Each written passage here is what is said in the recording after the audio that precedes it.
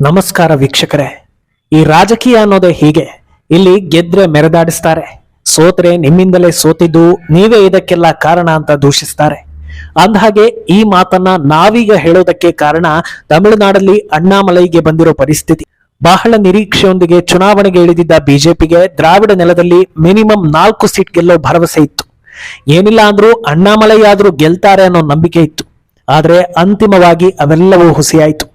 ಈಗ ಕೆಲವರು ಈ ಸೋಲಿಗೆ ಅಣ್ಣಾಮಲೈ ಕಾರಣ, ಅವರು ಹೈಕಮಾಂಡ್ ಅನ್ನ ಮಿಸ್ಲೀಡ್ ಮಾಡ್ತಾ ಇದ್ದಾರೆ ಅಂತ ಬೊಟ್ಟು ತೋರಿಸೋದಕ್ಕೆ ಶುರು ಮಾಡಿದ್ದಾರೆ. ಅದೊಂದು ನಿರ್ಧಾರವನ್ನ ಅಣ್ಣಾಮಲೈ ತೆಗೆದುಕೊಳ್ಳದೆ ಇದ್ದಿದ್ರೆ ಇವತ್ತು ಡಿಎಂಕೆಗೆ ದೊಡ್ಡ ಹೊಡೆತ ಕೊಡ್ಬೋದಿತ್ತು ಅನ್ನೋ ಅಭಿಪ್ರಾಯವನ್ನ ಹೊರಹಾಕ್ತಾ ಇದ್ದಾರೆ. ಆದರೆ ತಮಿಳುನಾಡಿನ ನಾಯಕರು ಏನೇ ಹೇಳ್ತಾ ಇದ್ರು, ಪ್ರಧಾನಿ ಮೋದಿ ಮಾತ್ರ ಅಣ್ಣಾಮಲೈ ಬೆನ್ನಿಗೆ ನಿಂತಿದ್ದಾರೆ ಅನ್ನೋ ಸಿಗ್ನಲ್ ಸಿಗ್ತಾ ಇದೆ. ಹಾಗಿದ್ರೆ ಸೈನಿಕನಂತೆ ಹೋರಾಡಿದ ಅಣ್ಣಾಮಲೈ ಮೇಲೆ ಇಂಥ ಆರೋಪ ಬರೋದಕ್ಕೆ ಕಾರಣ ಏನು? ಆರೋಪ ಮಾಡ್ತಾ ಇರೋದು ಯಾರು? ಇದೆಲ್ಲವನ್ನ ಒನ್ ಬೈ ಒನ್ ಹೇಳ್ತಾ ಹೋಗ್ತೀವಿ. ಈ ವಿಡಿಯೋವನ್ನ ತಪ್ಪದೆ ಕೊನೆ ತನಕ ನೋಡಿ. ಅದಕ್ಕೂ ಮುನ್ನ ಮೀಡಿಯಾ ಮಾನ್ಸ್ಟರ್ ಚಾನೆಲ್ ಅನ್ನ ತಪ್ಪದೆ ಸಬ್ಸ್ಕ್ರೈಬ್ ಮಾಡಿ. ಎಸ್, ಈ ಬಾರಿ ಎಲೆಕ್ಷನ್ ರಿಸಲ್ಟ್ ಬಳಿಕ ಎಲ್ಲರಿಗೂ ಬೇಸರ ತರಿಸಿದ ಸೋಲು ಅಂದ್ರೆ ಅದು ತಮಿಳುನಾಡು ಬಿಜೆಪಿ ಅಧ್ಯಕ್ಷ ಅಣ್ಣಾಮಲೈ ಇರದ್ದು. ಪಕ್ಷಾತೀತವಾಗಿ ಭಾರತೀಯರು ಅಣ್ಣಾಮಲೈ ಸೋಲಿಗೆ ಬೇಸರವನ್ನ ವ್ಯಕ್ತಪಡಿಸ್ತಾ ಇದ್ದಾರೆ. ಒಂದು ಕಡೆ ಅಣ್ಣಾಮಲೈ ಸೋತೆ ಅನ್ನೋ ಕಾರಣಕ್ಕೆ ಅವಿತು ಕೋರದೆ ಮಾಧ್ಯಮದ ಮುಂದೆ ಧೈರ್ಯವಾಗಿ ಮಾತಾಡ್ತಾ ಇದ್ದಾರೆ. ಇನ್ನೊಂದು ಕಡೆ ಅವರ ಮೇಲೆ ಹೊಟ್ಟೆ ಕಿಚ್ಚು, ದ್ವೇಷ ಇಟ್ಟುಕೊಂಡಿದ್ದವರೆಲ್ಲ ಈಗ ಸೋಲಿಗೆ ಅಣ್ಣಾಮಲೈರನ್ನ ಬೊಟ್ಟು ಮಾಡ್ತಾ ಇದ್ದಾರೆ. ಈಗ ತಮಿಳುನಾಡು ಬಿಜೆಪಿಯ ಕೆಲ ನಾಯಕರು ಹಾಗೂ ಎಐಎಡಿಎಂಕೆ ನಾಯಕರು ಹೇಳ್ತಾ ಇರೋದು ಏನಂದ್ರೆ, ನಮ್ಮ ಮಧ್ಯೆ ಮೈತ್ರಿ ಇದ್ದಿದ್ರೆ ಡಿಎಂಕೆಯನ್ನ ಸೋಲಿಸಬಹುದಿತ್ತು, ಆದ್ರೆ ಈ ಮೈತ್ರಿಯನ್ನ ಹಾಳು ಮಾಡಿದ್ದು ಅಣ್ಣಾಮಲೈ, ಆದ್ರಿಂದ ಈ ಸೋಲಿಗೆ ಅವರೇ ಕಾರಣ ಅಂತ. ಕೇಳಿಸ್ಕೊಂಡ್ರಲ್ವಾ ಈ ಆರೋಪವನ್ನ? ನಿಜ ಹೇಳಬೇಕು ಅಂದ್ರೆ ಎಐಎಡಿಎಂಕೆ ಜೊತೆಗೆ ಮೈತ್ರಿ ಆಗಿದ್ದಿದ್ರೆ ಒಂದು 10 ಸೀಟ್ ಮಿನಿಮಮ್ ಗೆಲ್ತಾ ಇದ್ರು ಅನ್ನೋದು ವಾಸ್ತವ. ಹಾಗಿದ್ರೆ ಅಣ್ಣಾಮಲೈ ನಿರ್ಧಾರ ತಪ್ಪ? ಅವರು ಎಡವಿದ್ರ? ಈ ರೀತಿ ಅವರ ಮೇಲೆ ಆರೋಪ ಮಾಡೋದಕ್ಕೂ ಮುನ್ನ ಒಂದು ವಿಚಾರವನ್ನ ಇಲ್ಲಿ ಹೇಳಲೇಬೇಕಾಗುತ್ತೆ. ತಮಿಳುನಾಡಿನ ರಾಜಕೀಯ ಇತಿಹಾಸವನ್ನ ನೋಡ್ತಾ ಹೋದ್ರೆ ನಿಮಗೆ ಎಐಎಡಿಎಂಕೆ ಹಾಗೂ ಬಿಜೆಪಿ ಮೈತ್ರಿ ಜಯಲಲಿತಾ ಕಾಲದಿಂದಲೂ ಇದೆ ಅನ್ನೋದು ಗೊತ್ತಾಗ್ತಾ ಹೋಗುತ್ತೆ.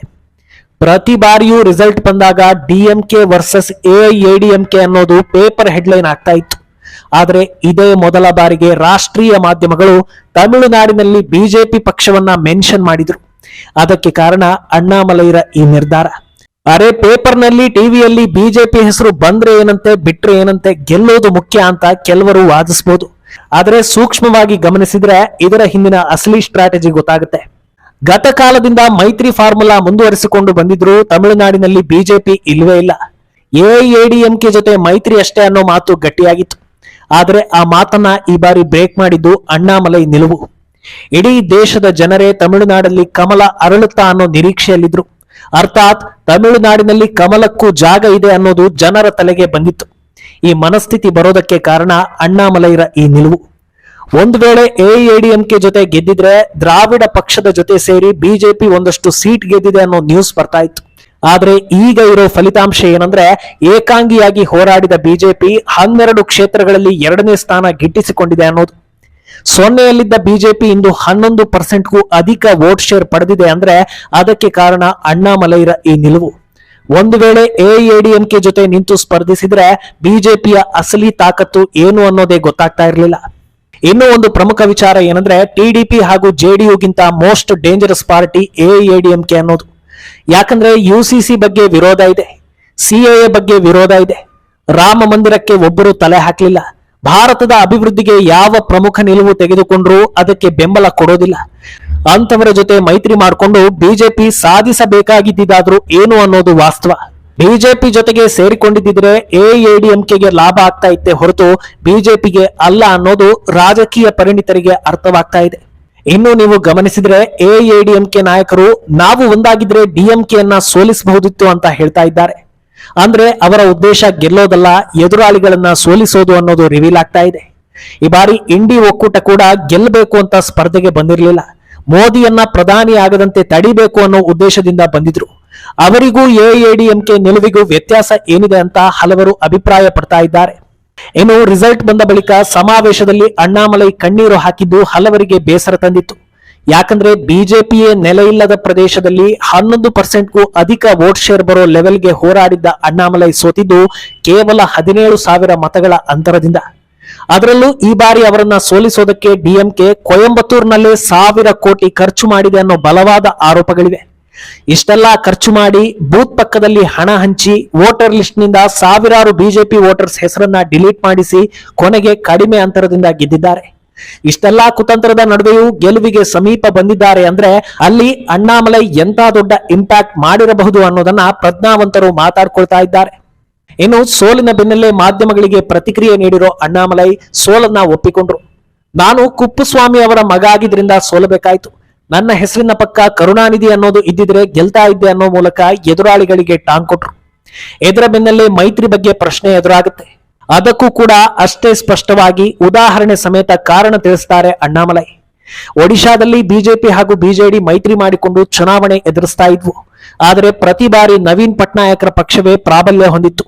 2004ರಲ್ಲಿ ಒಡಿಶಾದಲ್ಲಿ ಬಿಜೆಪಿಗೆ 1 ಸೀಟ್ ಇರಲಿಲ್ಲ. 2009ರಲ್ಲಿ ಬಿಜೆಪಿ ಗಳಿಸಿದ್ದು ಒಂದೇ 1 ಸೀಟ್. ಈ ಬಾರಿ ಯಾವ ಮೈತ್ರಿ ಇಲ್ಲದೆ ಒಡಿಶಾ ವಿಧಾನಸಭೆ ಹಾಗೂ ಲೋಕಸಭೆ ಎರಡರಲ್ಲೂ ಬಿಜೆಪಿ ಬೃಹತ್ ಗೆಲುವು ಸಾಧಿಸಿದೆ. ಇದನ್ನೇ ನಾನು ತಮಿಳುನಾಡಿನಲ್ಲಿ ಬಯಸ್ತಾ ಇರೋದು. ಈ ಬದಲಾವಣೆಗಳು ಒಂದೇ ದಿನ ಅಥವಾ ಒಂದೇ ಎಲೆಕ್ಷನ್ ನಲ್ಲಿ ಆಗೋದಿಲ್ಲ.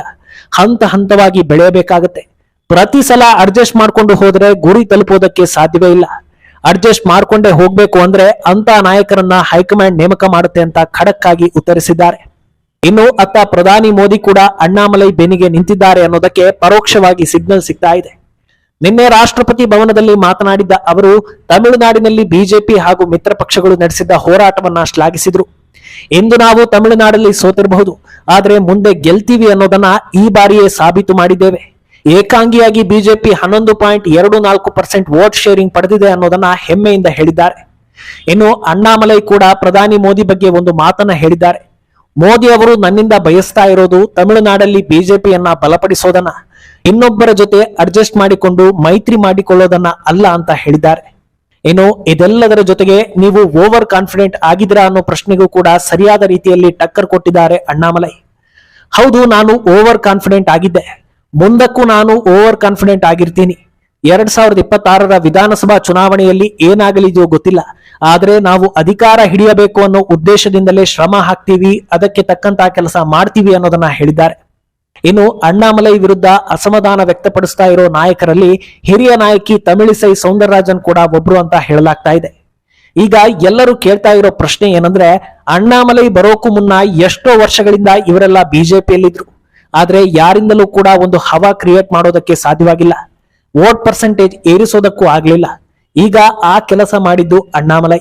ಸೋತರೂ ಬಿಜೆಪಿ ಎದುರಾಳಿಗಳಿಗೆ ಭಯ ಹುಟ್ಟಿಸಿತ್ತು ಅನ್ನೋದು ಜಗಜ್ಜಾಹೀರಾಗಿದೆ. ಇಷ್ಟೆಲ್ಲಾ ಬದಲಾವಣೆಗಳನ್ನ ಕಣ್ಣಾರೆ ನೋಡಿದ ಮೇಲೂ ಸೋಲಿಗೆ ಅಣ್ಣಾಮಲೈರನ್ನ ಗುರಿ ಮಾಡೋದು ಎಷ್ಟು ಸರಿ ಅಂತ ಜನ ಕೇಳ್ತಾ ಇರೋ ಪ್ರಶ್ನೆ. ಒಟ್ನಲ್ಲಿ ಅಣ್ಣಾಮಲೈ ಸೋಲು ಮುಂದೊಂದು ದಿನದ ಗೆಲುವಿನ ಮೆಟ್ಟಿಲು ಅಂತ ವ್ಯಾಖ್ಯಾನಿಸಲಾಗ್ತಾ ಇದೆ. ರಾಜಕೀಯ ಯಶಸ್ಸು 1-2 ವರ್ಷಗಳಲ್ಲಿ ಆಗೋದಲ್ಲ. ಆಂಧ್ರದಲ್ಲಿ ಪವನ್ ಕಲ್ಯಾಣ್ ಕೂಡ ದೊಡ್ಡ ಫ್ಯಾನ್ ಬೇಸ್ ಇದ್ದವರಾದರೂ ಗೆಲ್ಲೋದಕ್ಕೆ 14 ವರ್ಷಗಳ ಕಾಲ ಕಷ್ಟಪಟ್ಟಿದ್ದಾರೆ. ಆದ್ರಿಂದ ಮುಂದೊಂದು ದಿನ ಅಣ್ಣಾಮಲೈ ಕೂಡ ದೊಡ್ಡ ಮಟ್ಟದಲ್ಲೇ ಗೆಲ್ತಾರೆ ಅನ್ನೋದು ಪ್ರಜ್ಞಾವಂತರ ನಿರೀಕ್ಷೆ. ಈ ಬಗ್ಗೆ ನಿಮ್ಮ ಅಭಿಪ್ರಾಯವನ್ನ ತಪ್ಪದೆ ಕಾಮೆಂಟ್ ಮೂಲಕ ತಿಳಿಸಿ.